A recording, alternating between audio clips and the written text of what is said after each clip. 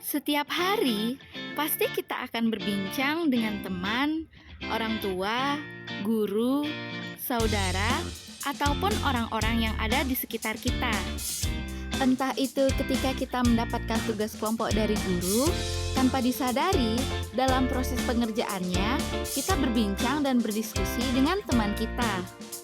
Nah, contoh lainnya, ketika kamu mengikuti sebuah proses pembelajaran di kelas, di situ kamu akan diajak untuk berdiskusi dengan memperhatikan materi yang dipaparkan oleh guru di depan. Nah, aktivitas perbincangan atau diskusi tersebut dalam kajian sosiologi dikenal dengan sebutan interaksi sosial, di mana terdapat hubungan timbal balik antar individu dengan individu dengan kelompok, maupun kelompok yang satu dengan kelompok lainnya. Interaksi sosial itu terjadi ketika memenuhi dua syarat, yakni adanya kontak sosial dan juga adanya komunikasi. Kontak sosial merupakan suatu kontak antara satu pihak dan pihak lainnya yang saling bereaksi. Contohnya, ketika Anda bercakap, bermain, dan bertegur sapa dengan teman, maka akan terjadi kontak sosial antara Anda dan teman saat itu. Sedangkan komunikasi adalah proses penyampaian berbagai pesan secara verbal maupun nonverbal. Faktor yang memengaruhi interaksi sosial ada 5, yakni imitasi, sugesti, identifikasi, simpati, dan juga empati. Nah, yang akan kita bahas di video ini yakni faktor imitasi.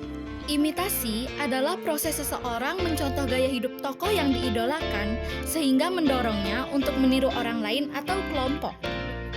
Dampak positif proses imitasi adalah memperoleh pengetahuan, keterampilan, serta tingkah laku dengan cepat dan seragam. Imitasi juga mendorong individu atau kelompok menaati peraturan atau norma yang berlaku. Contohnya, meniru gaya rambut seorang tokoh idola atau selebriti dan mengikuti kebiasaan atau cara belajar teman. Sedangkan dampak negatif dari proses imitasi yaitu dapat menimbulkan kesalahan kolektif sehingga dapat menghambat kebiasaan berpikir kritis.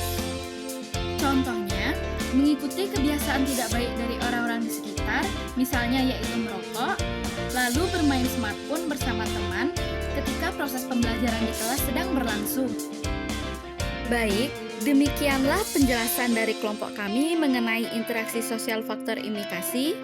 Sekian dari kami ucapkan terima kasih.